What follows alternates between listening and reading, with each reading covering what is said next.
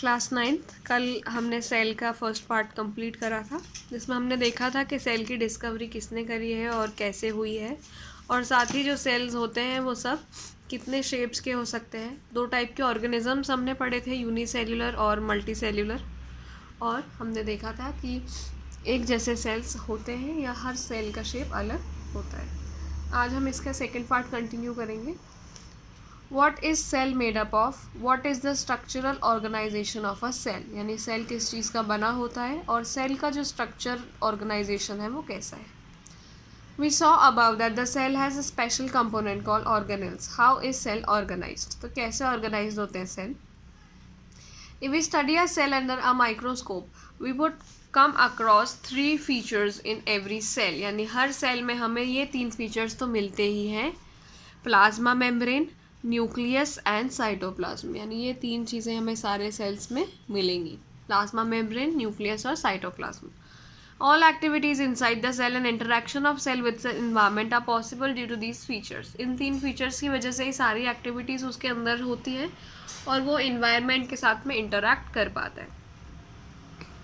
Plasma membrane और cell membrane, this is the outermost covering of the cell. सबसे बाहरी covering होती है जो सेल कंटेंट्स को उसके एक्सटर्नल इन्वायरमेंट यानी बाहर के इन्वायरमेंट से अलग करती है। द प्लाज्मा मेम्ब्रेन अलाउज और permits the entry and exit of some material in and out of the cell. यानी जो प्लाज्मा मेम्ब्रेन होती है वो मटेरियल्स की एंट्री और एग्जिट, यानी वो सेल के अंदर आएगा या बाहर जाएगा, इसको अलाउ करती है। It prevents movement of some other material, यानी कुछ मटेरियल को ये अंदर नहीं आने देती है, और इसीलिए सेल मेम्ब्रेन को हम कहते हैं सिलेक्टिवली परमिएबल मेम्ब्रेन या सेमी परमिएबल मेम्ब्रेन, यानी कि ऐसी मेम्ब्रेन जो सिर्फ कुछ सिलेक्टेड चीज़ों को ही अंदर बाहर आने देती है। How does the movement of substance takes place into the cell? How do substances move out of cell? यानी ये मूवमेंट कैसे होता है और ये कैसे बाहर जा पाते हैं। Some substances like carbon dioxide or oxygen can move across the cell membrane by a process called diffusion. हम पहले भी डिफ्यूजन पढ़ चुके हैं। तो जो कुछ सब्सटेंसेस होते हैं गैस जैसे कार्बन डाइऑक्साइड और ऑक्सीजन, ये डिफ्यूजन के थ्रू जा सकती है। डिफ्यूजन कैसे होता है? Spontaneous movement of a substance होता है from a region of high concentration to the region where is concentration is low. यानी कहीं पर भी किसी चीज़ का ज़्यादा कॉन्सेंट्रेशन है तो वो लो कॉन्सेंट्रेशन की तरफ चली जाती है, इसे हम डिफ्यूजन कहते हैं। Something similar to this happens in cell fan, for example some substances like CO2, जैसे CO2 है which is cellular waste and requires to be excreted out by the cell. यानी इसकी ज़रूरत है कि ये सेल से निकल जाए क्योंकि ये वेस्ट है।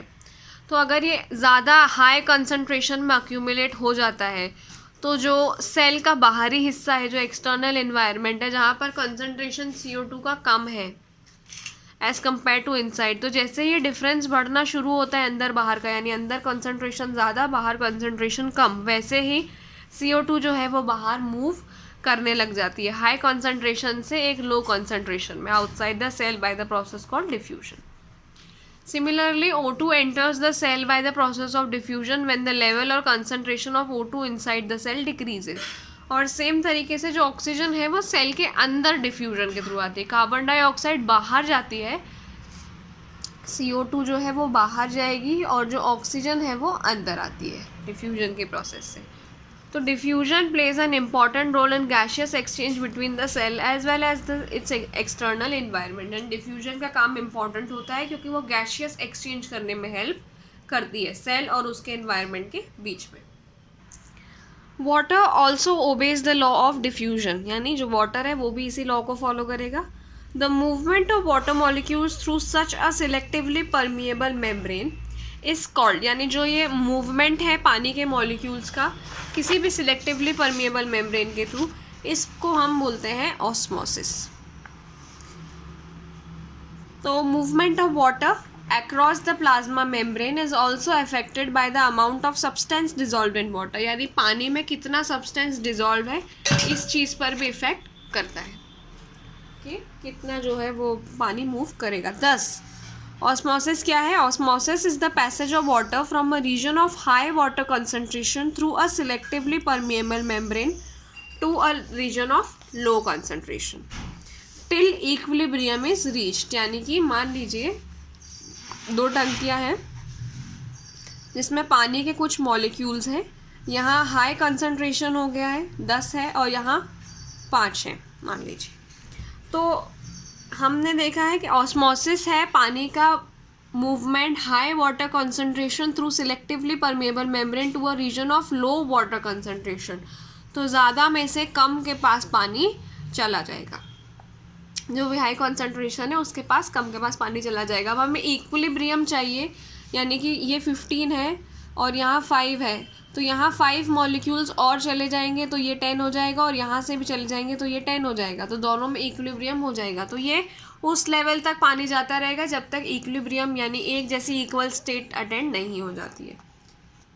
What will happen if you put an animal cell or plant cell in a solution of sugar or salt in water? तो अब हम 3 चीज़ें देखेंगे क्या क्या हो सकता है। पहला, if the medium surrounding the cell has higher water concentration than the cell, meaning that the outside solution is very dilute, the cell will gain water by osmosis.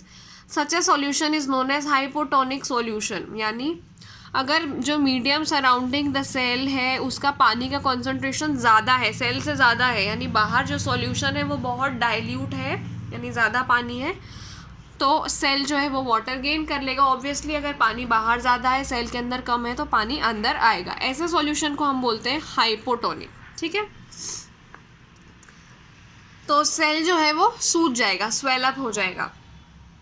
If the medium has exactly the same water concentration as the cell, यानी cell के अंदर भी same water बाहर भी same water, तो कुछ भी no net movement zero हो जाएगा और सेल के ऊपर कोई भी इफेक्ट नहीं पड़ेगा। ऐसे सॉल्यूशन को हम बोलते हैं आइसोटोनिक सॉल्यूशन। आइसो मतलब सेम, हाइपो मतलब कम, यानी सेल के अंदर पानी कम है। ठीक है, और फिर if the medium has lower concentration of water, यानी बाहर पानी कम है और सेल के अंदर पानी ज़्यादा है, तो सेल पानी को लूज़ कर लेगा, सेल पानी बाहर भेज देगा, और ऐसे सॉल्यूशन को बोलेंगे हाइपरटोनिक। हाइपर मतलब ज़्यादा, तो सेल जो है वो श्रिंक हो जाएगा। तो 3 चीज़ें होंगी, या तो सेल सूज जाएगा, या फिर सेल के ऊपर कोई इफेक्ट नहीं पड़ेगा, या फिर सेल जो है वो श्रिंक हो जाएगा यानी सिकुड़ जाएगा। दस osmosis is a special case of diffusion, लेकिन ये सिलेक्टिवली परमेबल मेम्ब्रेन के थ्रू ही होता है। यहाँ कुछ एक्टिविटीज़ दी हैं, आप उनको पढ़ के ट्राई कर सकते हैं। Unicellular fresh water organisms are most plant cell tend to grain water through osmosis, यानी जो भी यूनिसेल्युलर फ्रेश वाटर के ऑर्गेनिजम्स होते हैं, जो भी प्लांट सेल होते हैं, वो पानी ऑस्मोसिस के थ्रू ही ऑब्टेन करते हैं। Absorption of water by plant roots is also an example of osmosis, यानी जो प्लांट की जो जड़ होती है, जब हम पौधों को पानी देते हैं तो वो ऑस्मोसिस की प्रोसेस के थ्रू ही एब्जॉर्प्शन करती है। 10 diffusion is important in exchange of gases, यानी जो डिफ्यूजन है वो एक्सचेंज ऑफ गैसेज और water in life of a cell में बहुत इंपॉर्टेंट है। In addition to this the cell also obtains nutrition from its environment, तो ये न्यूट्रिशन भी अपने इन्वायरमेंट से लेता है। Different cells move in and out of the cell through type of transport requiring use of energy। अब ये जो मूवमेंट होता है सेल के अंदर बाहर कुछ चीज़ों का, उसमें एनर्जी लगती है।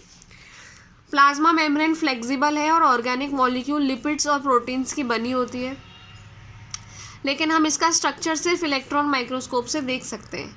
The flexibility of cell membrane also enables the cell to engulf in food, यानी जो सेल मेम्ब्रेन है वो फ्लेक्सिबल होती है और कभी कभी वो फूड को एनगल्फ कर सकती है, जैसे कि एंडोसाइटोसिस की प्रोसेस होती है एमीबा में।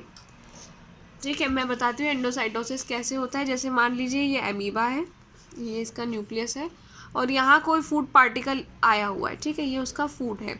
तो एंडोसाइटोसिस की प्रोसेस में क्या होगा, ये जो अमीबा थी और यहाँ पर जो फूड पार्टिकल था, ये फूड पार्टिकल को अपने अंदर एनगल्फ कर लेगी अपना शेप चेंज करके। तो ये फूड पार्टिकल उसने अपने अंदर ले लिया, तो इस प्रोसेस को हम बोलते हैं एंडोसाइटोसिस की प्रोसेस। अब इनसे अभी तक हमने जो पढ़ा सेकेंड पार्ट में, इससे 2 क्वेश्चंस बनते हैं कि सब्सटेंसेस जो है CO2 और वाटर जैसे वो कैसे अंदर बाहर करते हैं, और प्लाज्मा मेम्ब्रेन को सिलेक्टिवली परमिएबल मेम्ब्रेन क्यों कहा जाता है। तो हमने देखा जो भी गैशियस सब्सटेंसेस हैं वो डिफ्यूजन के थ्रू मूव करते हैं, वाटर भी डिफ्यूजन के थ्रू करता है, पर एक स्पेशल टाइप का डिफ्यूजन होता है जिसे हम ऑस्मोसिस बोलते हैं। और प्लाज्मा मेम्ब्रेन को सिलेक्टिवली परमिएबल मेम्ब्रेन क्यों बोला जाता है, इसीलिए बोला जाता है क्योंकि ये सिर्फ कुछ ही सब्सटेंसेस को अंदर और बाहर मूव करने देती है, बाकी सब्सटेंसेस को ये अलाउ नहीं करती है। अब हम आगे के पार्ट में देखेंगे क्या क्या स्ट्रक्चर्स हमें सेल के अंदर मिलते हैं।